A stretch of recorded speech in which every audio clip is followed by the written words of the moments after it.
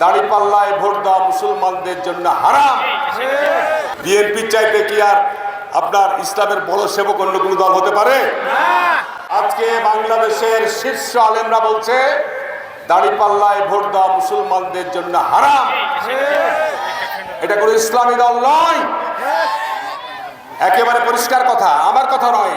গতকালকে জুম্মার নামাজে বিভিন্ন জায়গায় জামাতি মাওলানা বিভিন্নভাবে এনিয়ে বিনিয়ে খুতবা দিয়েছে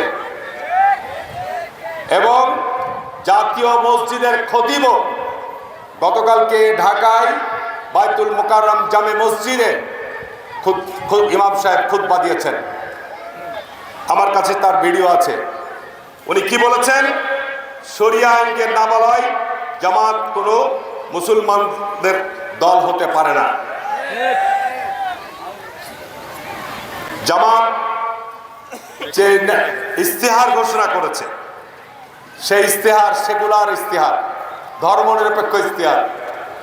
আর আমাদের ইস্তেহার শহীদ রাষ্ট্রপতি জিয়াউর রহমান একজন মুক্তিযোদ্ধার সন্তান, উনি পরিষ্কার বলেছে যে আমরা নির্বাচিত হলে আমরা আগামী দিনে জাতীয় সংসদের অধিবেশন করে আমরা পাশ করব, বাংলাদেশের রাষ্ট্র পরিচালনার মূলনীতিতে নিয়ে আসবো, যিনি জিয়াউর রহমান করে গেছিলেন। রাষ্ট্র পরিচালনার মূলনীতি হবে আল্লাহর প্রতি অবিচল আস্থা বিশ্বাস হবে রাষ্ট্র পরিচালনার মূলনীতি।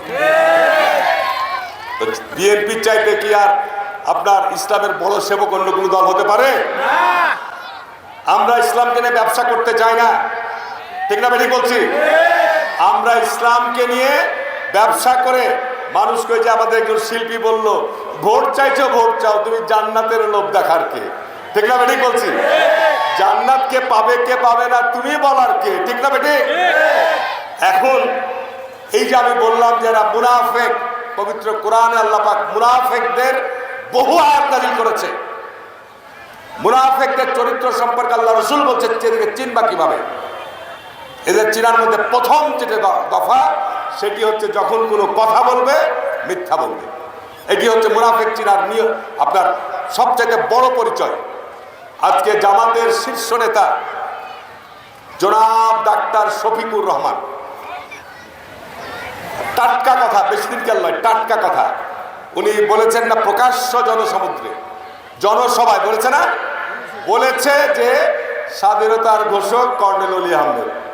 ঠিক না বেঠিক? কথাটা কি সত্য না মিথ্যা? তাহলে জামাতের আমির যিনি প্রধান, তিনি যদি মিথ্যা কথা বলে তাহলে দলটা মিথ্যাবাদী হয়ে গেল না? আমি একটা কথা বলছি, আমাদের লতিফুর রহমান চাঁপাইনবাবগঞ্জের, আপনার যখন আমরা ভোট করিনি তখন এমপি হয়েছিল, তাই না?